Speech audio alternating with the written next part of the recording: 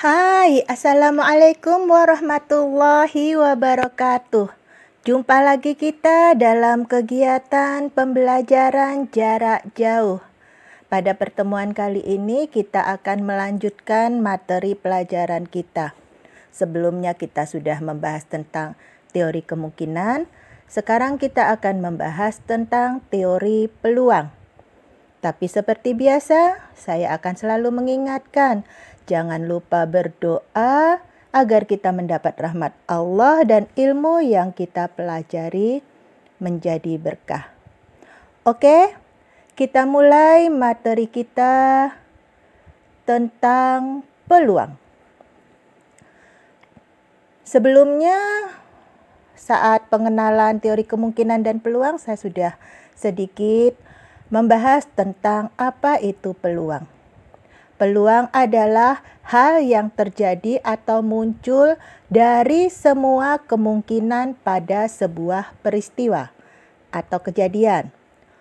Rumus umum peluang adalah P sama dengan NK dibagi dengan NRS. NK adalah banyaknya kejadian dan NRS adalah banyaknya ruang sampel. Dalam materi peluang ini, saya akan membaginya atas dua buah keterangan atau membaginya atas dua buah pembahasan. Yang pertama, saya akan bahaskan tentang peluang benda yang memiliki sisi. Dan yang kedua, saya akan membahaskan tentang peluang benda yang tidak memiliki sisi. Istilah benda yang memiliki sisi dan benda yang tidak memiliki sisi, ini hanyalah istilah yang saya berikan untuk memudahkan kita nantinya untuk menyelesaikan permasalahan peluang. Benda yang memiliki sisi itu misalnya uang logam. Uang logam kan memiliki dua sisi. Kemudian dadu. Dalam pelajaran matematika paling sering itu untuk materi peluang, soal-soal yang dikeluarkan berkaitan dengan uang logam dan dadu. Untuk benda seperti ini, saya mengelompokkannya ke dalam benda yang memiliki sisi. Kemudian untuk benda yang tidak memiliki sisi itu benda selain uang logam dan dadu tersebut. Misalnya, ya apa sajalah, telur, manusia, bola, permainan, padi. Pokoknya hal-hal terhadap benda-benda lainnya yang tidak memiliki sisi. Oke, sekarang kita mulai membahas peluang benda yang memiliki sisi. Mau benda punya sisi, mau benda tidak punya sisi, peluangnya rumusnya sama. Kejadian per ruang sampel. Kita akan ketemu dengan istilah ruang sampel, kejadian, dan peluang. Untuk bisa menyelesaikan atau menentukan sebuah peluang, tentu kita juga terlebih dahulu harus bisa menentukan berapa banyaknya ruang sampel dari sebuah peristiwa, berapa banyaknya kejadian dari sebuah peristiwa. Setelah mendapatkan itu semua, baru kita bisa menghitung peluangnya. Baik, kita mulai dengan ruang sampel. Ruang sampel adalah semua kemungkinan yang akan mungkin terjadi pada sebuah kejadian. Ingat ya, ruang sampel itu semua kemungkinan yang mungkin terjadi pada sebuah kejadian. Cara menentukan banyaknya ruang sampel pada benda yang mempunyai sisi. Saya akan mengilustrasikannya dengan menggunakan uang logam. Pada satu keping, ketika saya memiliki satu keping uang logam, kemudian saya lempar undi, saya melakukan percobaan dengan melemparkannya, maka kemungkinan yang akan muncul ke permukaan itu adalah angka pada uang logam atau gambar pada uang logam. Kali ini saya menggunakan uang logam, kepingan uang logam bernilai Rp1.000. Satu keping uang logam, ketika saya lempar undi, maka akan muncul dua kemungkinan. Bisa jadi muncul permukaan yang ada tulisan nilai nominal 1.000 atau permukaan yang ada gambar angklung. Ini untuk satu keping uang logam. Kalau saya melakukan percobaan pada dua keping uang logam, maka bisa jadi muncul permukaan yang bertuliskan angka 1.000 nominalnya pada uang yang pertama dan muncul gambar angklung pada uang yang kedua. Kan dua keping uang logam. Ini keping yang pertama, ini keping yang kedua. Bisa juga muncul gambar angklung pada keping uang logam yang pertama dan gambar tulisan angka pada keping uang logam yang kedua. Atau bisa juga muncul gambar angka pada keping uang logam pertama dan gambar angka pada keping uang logam yang kedua. Juga bisa muncul gambar angklung pada keping uang logam yang pertama dan gambar angklung pada keping uang logam yang kedua. Bagaimana kalau ada 3 keping uang logam? Bisa yang bertuliskan angka, pada keping pertama angka, pada keping kedua angka, pada keping ketiga. Bisa juga muncul angka pada keping uang pertama, angka pada keping uang kedua, dan gambar angklung pada keping uang logam yang ketiga.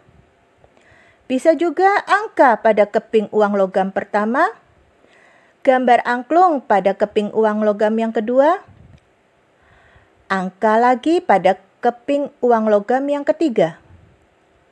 Juga bisa muncul gambar angklung pada keping uang logam pertama, angka pada keping uang logam yang kedua, dan angka pada keping uang logam yang ketiga. Juga bisa muncul angklung pada keping pertama, angklung pada keping kedua, angklung pada keping ketiga. Bisa juga muncul angklung pada keping uang logam pertama, angklung pada keping uang logam kedua, dan angka pada keping uang logam yang ketiga. Bisa juga angklung pada keping pertama, angka pada keping kedua, dan angklung pada keping ketiga. Juga bisa angka pada keping pertama, angklung pada keping kedua, dan angklung pada keping ketiga. Perhatikan, gak ada yang sama kan? Ini angka untuk satu keping uang logam, angka dan gambar angklung. Pada dua keping uang logam tidak ada yang sama.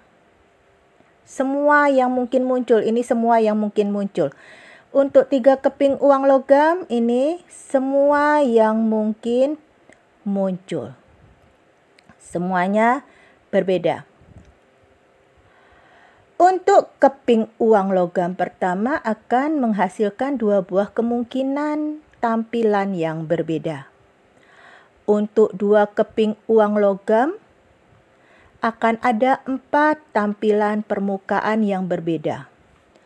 Untuk 3 keping uang logam akan ada 8 tampilan permukaan yang berbeda. Oke, kita coba telusuri secara matematisnya. Untuk 1 keping uang logam akan menghasilkan 2 permukaan yang berbeda. Untuk 2 keping uang logam akan menghasilkan 4 permukaan yang berbeda. Itu kalau kita bikin dalam bentuk perkalian, jadinya 2 kali 2. Untuk 3 keping uang logam akan menghasilkan 8 kemungkinan permukaan yang berbeda. Kalau kita buat operasi aljabarnya, 8 itu sama dengan 2 kali 2 kali 2. 2 itu bisa kita artikan sebagai 2 pangkat 1. 2 kali 2 bisa kita artikan sebagai 2 pangkat 2. Dan 2 kali 2 kali 2 kita artikan sebagai 2 pangkat 3. Untuk 1 keping uang logam, kita dapat rumusan 2 pangkat 1. Banyaknya kemungkinan munculnya permukaan itu 2 pangkat 1. Untuk 2 keping uang logam, dapatkan rumusan 2 pangkat 2. Untuk 3 keping uang logam, kita dapat rumusan 2 pangkat 3. Kalau untuk n keping uang logam, kira-kira jadi berapa? Benar, menjadi 2 pangkat n keping uang akan menjadi 2 pangkat n kemungkinan permukaan yang akan muncul. Lihat, dari mana angka 2 ini? Apa kaitan angka 2 dengan uang logam? Uang logam punya berapa sisi? Punya 2 sisi. Punya sisi yang memiliki tulisan angka dan punya sisi yang memiliki gambar angklung untuk kasus ini. 2 di sini itu menggambarkan banyaknya sisi dari benda. Sementara n di sini menunjukkan banyaknya benda tersebut. Kalau di sini uang sisinya ada 2, kemudian banyaknya ada berapa keping itu dilambangkan dengan n. Jadi, untuk menentukan banyaknya ruang sampel pada benda yang mempunyai sisi, kita dapat rumuskan sebagai banyak sisi pangkat banyak benda. Berarti nanti kalau kita melakukan percobaan pada dadu, maka banyaknya ruang sampel kalau 1 dadu, 6 pangkat 1. Sama dengan 6. Kalau dadunya 2, 6 pangkat 2. 6 itu sisi dadu, 2 itu banyaknya dadu. Oke, saya sekali lagi tekankan, menentukan banyaknya ruang sampel benda yang punya sisi adalah banyak sisi pangkat banyak benda. Banyak sisi pangkat banyak benda. Kita lanjutkan lagi ke kejadian. Ruang sampel kita udah bisa. Menentukan ruang sampel benda yang banyak yang memiliki sisi. Menentukan banyaknya ruang sampel benda yang memiliki sisi. Rumusannya adalah banyak sisi pangkat banyak benda. Sekarang untuk kejadian. Kejadian adalah hal yang terjadi pada sebuah kejadian atau pada sebuah peristiwa. Yang terjadinya aja. Bedakan dengan ruang sampel. Kalau ruang sampel semua yang mungkin terjadi. Sementara kejadian hal yang terjadinya saja. Nah, bagaimana menentukan banyaknya kejadian pada benda yang mempunyai sisi? Untuk menentukan banyaknya kejadian pada benda yang mempunyai sisi itu nggak ada rumusan. Maka kita melakukannya secara manual. Oke, untuk uang logam. Karena benda yang punya sisi saya batasi untuk uang logam dan dadu. Karena 2 benda inilah yang sering muncul dalam setiap soal-soal ujian atau tes yang muncul dalam evaluasi. Untuk menentukan banyaknya kejadian pada uang logam, kalau yang satu uang logam, nggak saya buatkan ya, karena sudah pasti. Bisa jadi angka, bisa jadi gambar angklung. Kita mulai dengan yang 2 keping uang logam. Untuk nggak bikin repot, Angka saya lambangkan dengan angka, nanti munculnya angka saya lambangkan dengan A. Munculnya gambar angklung saya lambangkan dengan G. Untuk 2 keping uang logam, cara menentukan kejadian pada benda yang punya sisi.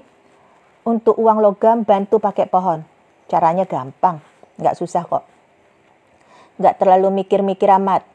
Yang pertama ini angka gambar. Uang logam, 1 keping uang logam kan pasti akan ada angka dan gambar. Ini untuk 1 keping uang logam. Untuk kepingan yang berikutnya, di angka itu pecah jadi angka dan gambar juga. Karena uang logam yang pertama bisa berpasangan dengan angka pada uang logam yang kedua, juga bisa berpasangan dengan gambar pada uang logam yang kedua. Pada kelompok gambar, pecah lagi jadi angka dan gambar. Maka kejadian yang akan muncul adalah angka-angka, angka-angka, kemudian angka gambar, kemudian gambar angka, kemudian gambar-gambar, gambar angka, gambar-gambar. Oke, bagaimana kalau 3 keping uang logam? Sama. Buat dulu angka gambar. Kemudian kelompok angka ini pecah lagi jadi angka dan gambar. Kelompok gambar ini pecah lagi jadi angka dan gambar. Ini baru 2 keping uang logam. Untuk yang 3 keping uang logamnya tambahin 1 lagi. Angka ini pecah lagi jadi angka dan gambar. Untuk gambar ini pecah lagi jadi angka dan gambar. Begitu seterusnya. Pecah semuanya angka, gambar, angka, gambar. Maka udah 3 uang logam kan? Ini uang logam pertama, uang logam kedua, uang logam ketiga. Berarti kalau nanti 4 keping uang logam, tambah lagi di sini. Angka ini pecah lagi angka gambar, angka gambar, angka gambar, angka gambar. Kalau 5 uang logam pecah lagi nanti berikutnya. Begitu seterusnya. Maka kejadian-kejadian yang akan muncul adalah angka, angka, angka, angka, angka, angka. Tinggal ikutin. Angka, angka, gambar. Angka, gambar, angka. Angka, gambar, gambar. Maka akan muncul itu kejadian-kejadiannya. Angka, angka, gambar. Angka, gambar, angka. Angka, gambar, gambar. Gambar, angka-angka, gambar, angka, gambar, gambar, gambar, angka, dan gambar, gambar, gambar. Ini dia semua kejadiannya. Oke? Nah, kalau untuk dadu bagaimana? Untuk dadu bantu dengan tabel. Untuk 1 dadu, kejadiannya nggak saya ajarkan karena kalau 1 dadu kejadiannya nanti muncul mata dadu 1, mata dadu 2, mata dadu 3, mata dadu 4, mata dadu 5, dan mata dadu 6. Untuk 2 dadu, bantu pakai tabel. Misalkan ada dadu merah. Ini isi tabel tersebut dengan mata dadu 1, mata dadu 2, mata dadu 3, mata dadu 4, mata dadu 5, mata dadu 6. Ini untuk dadu berwarna merah. Kemudian di sini untuk dadu berikutnya. Dadu berwarna hitam. Mata dadu 1, mata dadu 2, mata dadu 3, mata dadu 4, mata dadu 5, dan mata dadu 6. Maka ketika kita melakukan percobaan lempar undi, kejadian yang bisa saja muncul adalah munculnya mata dadu 1 pada dadu hitam, mata dadu 1 pada dadu merah. Muncul juga mata dadu 1 pada dadu hitam, mata dadu 2 pada dadu merah. Kalian lakukan pasangan berurut. Isi setiap kolom ini menjadi pasangan berurut. 1, 3, 1, 4, 1, 5, 1, 6, 2, 1, 2, 2, 2, 3, 2, 4, 2, 5, 2, 6.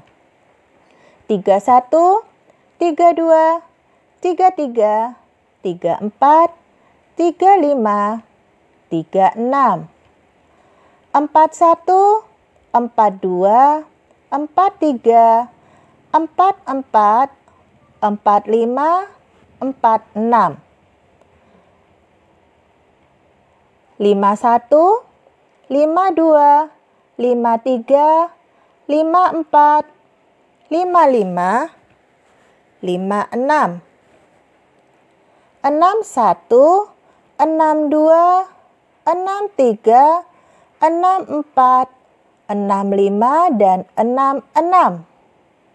Nah, ini dia kejadiannya. 1-1 munculnya mata dadu 1-1, munculnya mata dadu 1-2, munculnya mata dadu 1-3, munculnya mata dadu 1-4, munculnya mata dadu 1-5, munculnya mata dadu 4-4, munculnya mata dadu 6-2, dan seterusnya.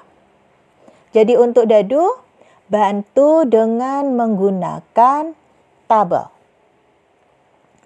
Oke, sekarang kita sudah bisa menentukan banyaknya ruang sampel.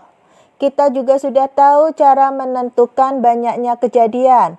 Maka untuk peluang itu tadi sudah ada rumusannya di awal. Peluang sama dengan banyaknya kejadian dibagi dengan banyaknya sampel. Oke, untuk peluangnya kita ambil langsung dalam bentuk contoh. Contoh soal, dalam percobaan pelemparan 3 buah uang logam. 3 buah uang logam ya. Berapa peluang munculnya 2 buah gambar? Untuk menjawabnya yang pertama tentukan dulu ruang sampel. 3 buah uang logam. Uang logam punya sisi 2, berarti 2 pangkat 3.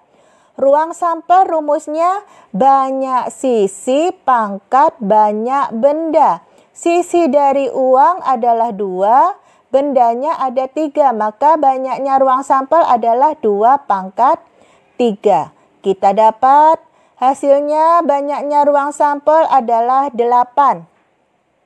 Untuk menentukan banyaknya kejadian, tadi kita udah mencari kejadian, macam-macam kejadian untuk 3 buah uang logam. Kita pakai lagi aja. Katanya berapa peluang munculnya 2 buah gambar. Kamu lihat di sini yang 2 buah gambar. Ini angka, nggak ada gambarnya malah. Angka gambar, gambarnya cuma 1. Angka gambar angka, gambarnya cuma 1. Yang diminta munculnya 2 gambar. Angka gambar-gambar. Oke, ini 1. Angka gambar-gambar. Berikutnya, gambar angka-angka. Gambarnya cuma 1. Gambar angka gambar. Nah, itu dia. 2 buah gambar. Kemudian gambar-gambar angka. Dapat 1 lagi. Yang 2 buah gambar.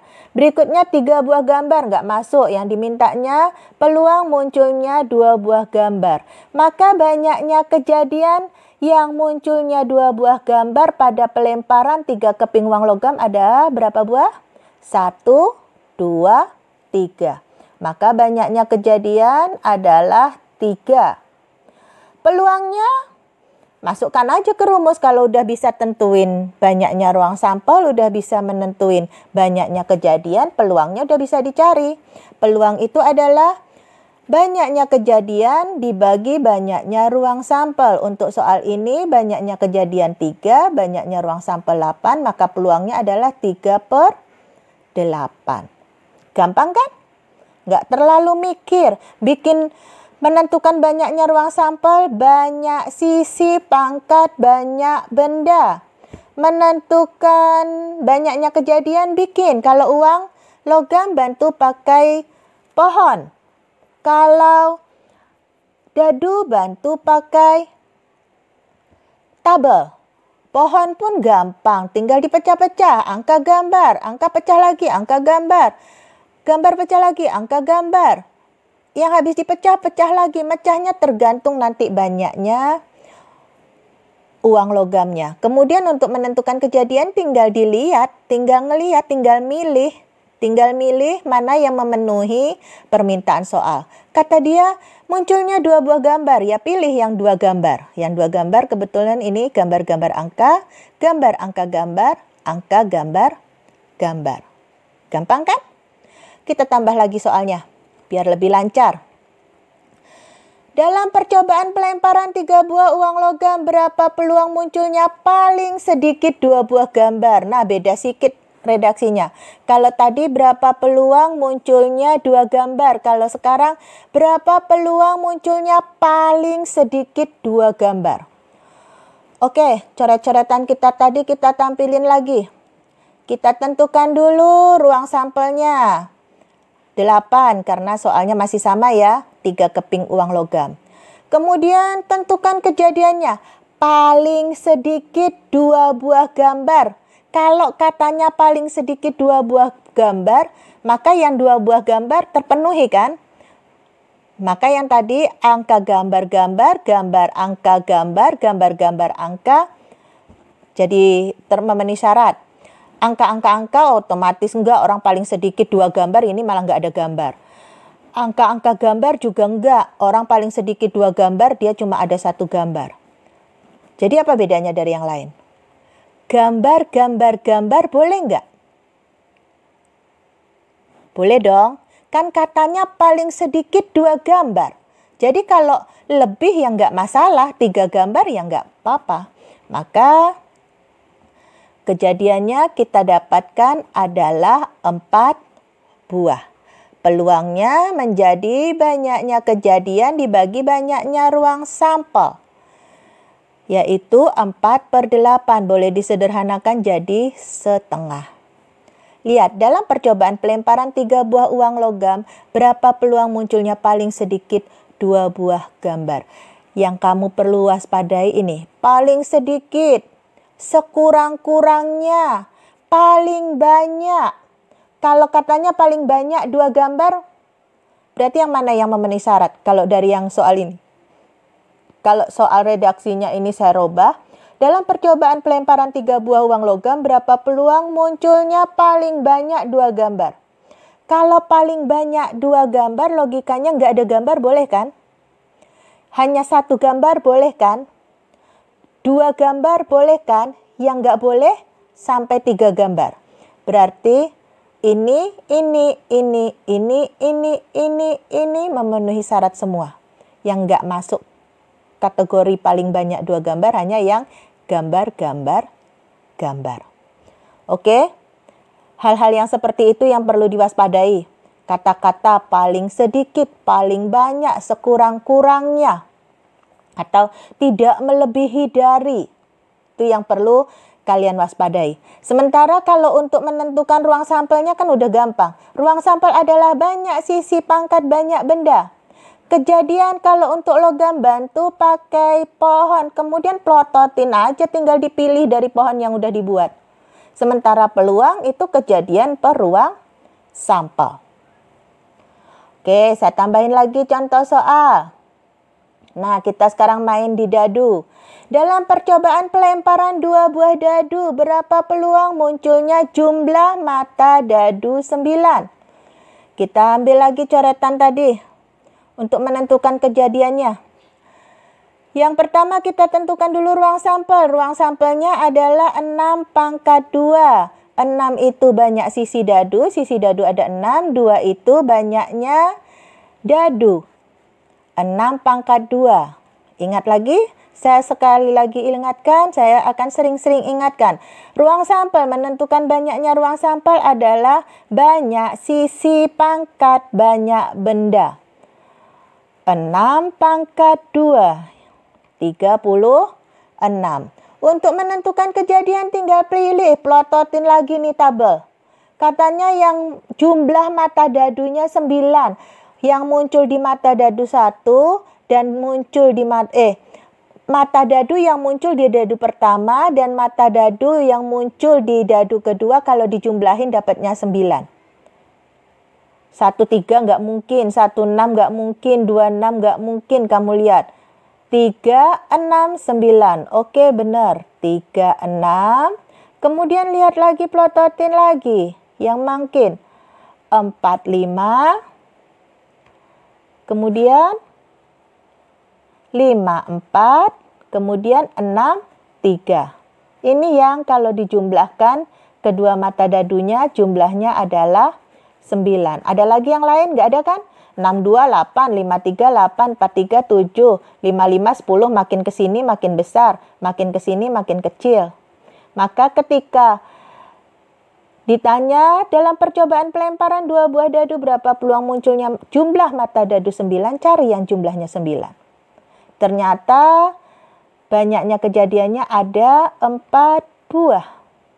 Maka peluangnya adalah banyaknya kejadian dibagi banyaknya ruang sampel. 4 dibagi 3, 6. Boleh dikecilkan menjadi 1/9. Gampang kan? Tinggal memelototin tabel, tinggal milih, tinggal nyari. Bikin ininya pun, mengisi tabelnya pun tinggal bikin pasangan berurut. 1, 1, 1, 2, 1, 3, 1, 4, 1, 5, 1, 6, 2, 1, 2, 2, 2, 3, 2, 4, 2, 5, 2, 6, dan seterusnya sampai 6, 6. Nggak terlalu mikir, cuma masang-masangkan aja. Di sini 6, di sini 1, jadi 6, 1. Sini 6, sini 4, jadi 6, 4. Nggak sulit. Saya tambahin lagi contoh soal yang dadu. Dalam percobaan pelemparan 2 buah dadu, berapa peluang munculnya mata dadu yang sama? Yang dimintanya mata dadu yang sama. Jawab, ruang sampelnya 6 pangkat 2, 36, kejadiannya pilih. 1, 1 sama kan? Kemudian 2, 2, 3, 3, 4, 4, 5, 5, dan 6, 6. Ada 6 buah kejadian. 1, 2, 3, 4, 5, 6. Maka peluangnya adalah banyaknya kejadian dibagi banyaknya ruang sampel. 6/36. Peluangnya sama dengan 6/36. Atau boleh juga dikecilkan menjadi 1/6. Saya tambahin lagi contoh soal biar makin lancar.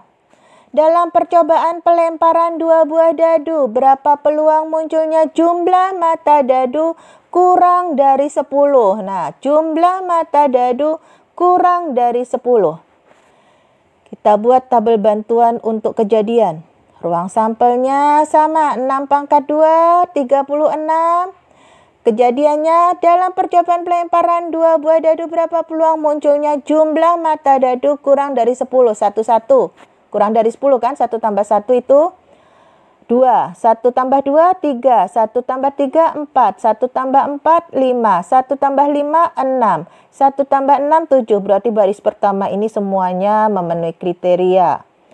Kurang dari 10 ketika dijumlahin. 2 tambah 1 juga masih kurang dari 10. 2, 2. 2, 3, 5. Ini 6. Ini 7. Ini 8. 3, 1, 4, 5, 6, 7, 8, 9. 9 masih kurang dari 10. 5, 6, 7, 8, 9. Hati-hati, 4 tambah 6, 10. Udah nggak masuk itu. Yang dimintanya kan berapa peluang munculnya jumlah mata dadu kurang dari 10. Berarti 4, 6 nggak masuk. Karena 4 tambah 6, 10. 6, 7, 8, 9. 5, 5 udah 10. 5, 6 malah 11. Lebih dari 10.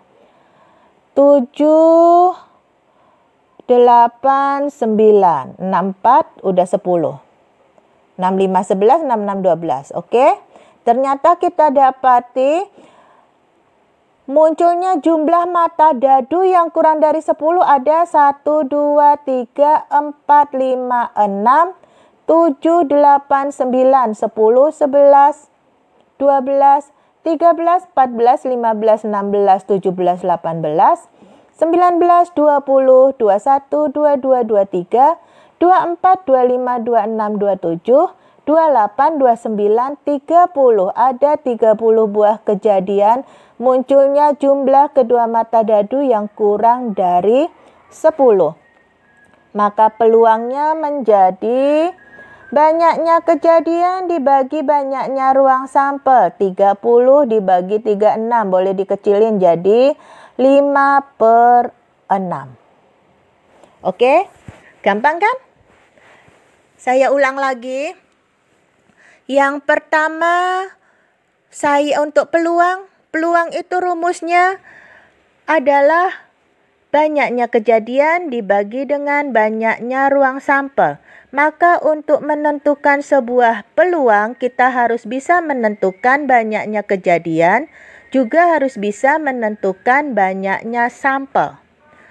Untuk pembahasan peluang, saya membagi atas 2 kelompok benda.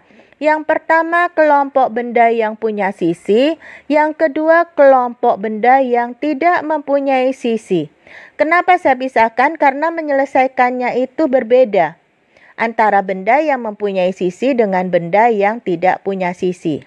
Pada pembahasan kali ini, kita bahas dulu peluang untuk benda yang punya sisi. Dalam hal ini, saya menggunakan contoh 2 buah yaitu uang logam dan dadu. Karena 2 buah benda inilah yang paling sering digunakan orang dalam soal-soal peluang. Menentukan banyaknya ruang sampel benda yang punya sisi. Rumusannya adalah banyak sisi pangkat banyak benda. Kemudian menentukan kejadian untuk benda yang punya sisi itu dicari secara manual. Untuk uang logam, bantu dengan menggunakan pohon. Untuk dadu, bantu dengan menggunakan tabel. Apakah memang harus begitu terus? Ya enggak, kalau nanti sudah lancar, sudah paham, enggak perlu lagi tuh pohon sama tabel. Tapi sebagai belajar pertama untuk memudahkan, mengurangi berpikir, untuk uang logam gunakan pohon, percabangan pohon. Untuk dadu, bantu dengan menggunakan tabel. Menentukan kejadiannya tinggal pakai mata, milih manual. Pilih sesuai dengan permintaan soal. Oke? Saya rasa kalau kita sudah bisa menentukan banyaknya ruang sampel, kemudian sudah bisa menentukan banyaknya kejadian, maka untuk menentukan peluang sebuah peristiwa itu sudah gampang. Karena peluang rumusannya adalah kejadian per ruang sampel atau banyaknya kejadian per banyaknya ruang sampel. Oke, saya rasa untuk pembahasan peluang pada benda yang memiliki sisi, saya cukupkan sampai di sini terlebih dahulu. Untuk lebih memperlancarnya, kerjakanlah latihan yang saya berikan. Baiklah, saya akhiri dulu materi hari ini, pertemuan kita hari ini. Assalamualaikum warahmatullahi wabarakatuh.